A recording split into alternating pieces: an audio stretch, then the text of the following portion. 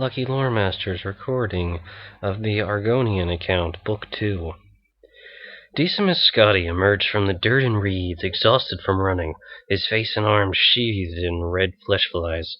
Looking back toward Cyrodiil, he saw the bridge disappear beneath the thick black river, and he knew it was not getting back until the tide went down in a few days' time. The river also held in its adhesive depths his files in the Black Marsh account. He would have to relish on his memory for his contacts in Gideon.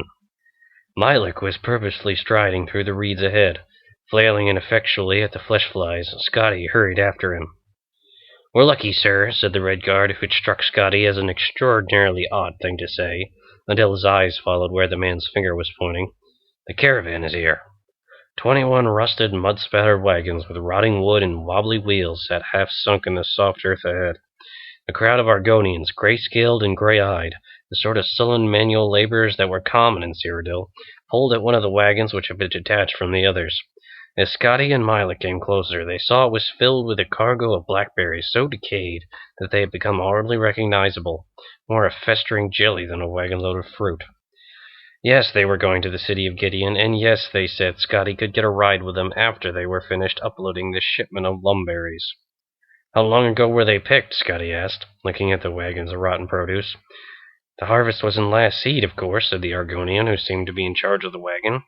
It was now sun's dusk, so they had been en route from the fields for a little over 2 months. Clearly, Scotti thought there were problems with transportation, but fixing that, after all, was what he was doing here as a representative of Lord Vinesh's building commission. It took close to an hour of the berries rotting even more in the sun for the wagon to be pushed to the side, the wagons in front of it and behind it to be attached to one another, and one of the 8 horses from the front of the caravan to be brought around to the now independent wagon. The laborers moved with dispirited lethargy, and Scotti took the opportunity to inspect the rest of the caravan and talk to his fellow travelers.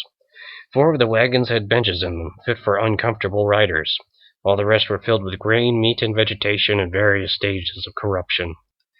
The travelers consisted of the 6 Argonian laborers, 3 Imperial merchants so bug-bitten that their skin looked as scaly as the Argonians themselves, and 3 cloaked fellows who were evidently Dunmer, judging by the red eyes that gleamed in the shadows under their hoods. All were transporting their goods along this, the Imperial Commerce Road. "This is a road?" Scotti exclaimed, looking at the endless field of reeds that reached up to his chin or higher. "It's solid ground, of a sort," one of the hooded Dunmer shrugged. "The horses eat some of the reed, and sometimes we set fire to it, but it just grows right back up." Finally, the wagon master signaled that the caravan was ready to go, and Scotti took a seat in the 3rd wagon with the other Imperials. He looked around, but Milik was not on board. "I agreed to get you to Blackmarsh and take you back out," said the Red Guard, who had plumped down a rock in the sea of reeds and was munching on a hairy carrot. "I'll be here when you get back." Scotti frowned, and not only because Milik had dropped the deferential title Sir while addressing him. Now he truly knew no one in Blackmarsh, but the caravan slowly grinded and bumped forward, so there was no time to argue. A noxious wind blew across the Commerce Road, casting patterns in the endless, featureless expanse of reeds. In the distance there seemed to be mountains, but they constantly shifted, and Scotti realized they were banks of mist and fog. Shadows flitted across the landscape, and when Scotti looked up, he saw they were being cast by giant birds with long, saw-like beaks nearly the size of the rest of their bodies. "Hackwings," Caro Gamelis, an Imperial on Scotty's left, who might have been young but looked old and beaten, muttered. "Like everything else in this damnable place, they'll eat you if you don't keep moving. Beggars pounce down and give you a nasty chop, and then fly off and come back when you're mostly dead from blood loss." Scotti shivered. He'd hoped they'd be in Gideon before nightfall. It was then it occurred to him that the sun was on the wrong side of the caravan. "Excuse me, sir," Scotti called to the wagon master. "I thought you said we were going to Gideon." The wagon master nodded. "Why are we going north, then, when we should be going south?" There was no reply but a sigh. Scotti confirmed with his fellow travelers that they too were going to Gideon, and none of them seemed very concerned about the circuitous route to getting there.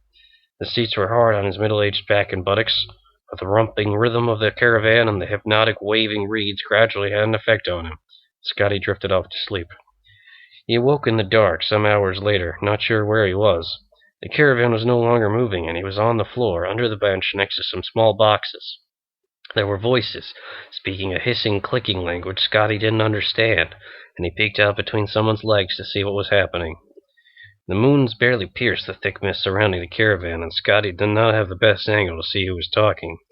For a moment it looked like the gray wagon master was talking to himself, but the darkness had movement and moisture, in fact, glistening scales. It was hard to tell how many of these things there were, but they were big, black, and the more Scotty looked at them, the more details he could see. When one particular detail emerged, huge mouths filled with dripping, needle-like fangs, Scotty slipped back under the bench. Their black little eyes had not fallen on him yet. The legs in front of Scotty moved and then began to thrash as their owner was grabbed and pulled out of the wagon. Scotty crouched further back, getting behind the little boxes. He didn't know much about concealment, but had some experience with shields. He knew that having something, anything in between you and bad things was always good. A few seconds after the legs had disappeared from sight, there was a horrible scream, and then a second and a third. Different timbres, different accents, but the same inarticulate message. Terror and pain, horrible pain. Scotty remembered a long-forgotten prayer to the god Stendar and whispered it to himself. Then there was a silence, ghastly silence that lasted only a few minutes, but which seemed like hours, years. And then the carriage started rolling forward again. Scotty cautiously crawled out from under the carriage. Cairo Gamillis gave him a bemused grin. "There you are," he said. "I thought the Nagas took you." "Nagas?" "Nasty characters," Gamillis said, frowning. "Puff adders with legs and arms, 7 feet tall, 8 when they're mad. Come from the inner swamp and they don't like the air much, so they're particularly peevish. You're the kind of posh Imperial they're looking for." Scotty had never in his life thought of himself as posh. His mud and flesh-fly bespeckled clothing seemed eminently middle class at best to him. "What would they want me for?" "To rob, of course," the Imperial smiled. "And to kill. You didn't notice what happened to the others?" The Imperial frowned, as if struck by a thought. "You didn't sample from those boxes down below, did you? Like the sugar, do you?" "Gods, no," Scotty grimaced. The Imperial nodded, relieved. "You just seem a little slow. First time to Black Marsh, I gather?" "Oh, hey-ho! Hist-piss!" Scotty was just about to ask Gamillis what this vulgar term meant when the rain began. It was an inferno of foul-smelling, yellow-brown rain that washed over the caravan, accompanied by the growl of thunder in the distance. Gamillis worked to pull the roof over the wagon, glaring at Scotty until he helped with the laborious process. He shuddered, not only from the cold damp, but from contemplation of the disgusting precipitation pouring down on the already nasty produce in the uncovered wagon. "We'll be dry soon enough," Gamillis smiled, pointing out into the fog. Scotty had never been to Gideon, but he knew what to expect. A large settlement more or less laid out like an imperial city, with more or less imperial-style architecture, and all the imperial comforts and traditions, more or less. The jumble of huts half sunk in mud was decidedly less. "Where are we?" asked Scotty, bewildered. "Hixanoag," replied Gamillis, pronouncing the queer name with confidence. "You were right.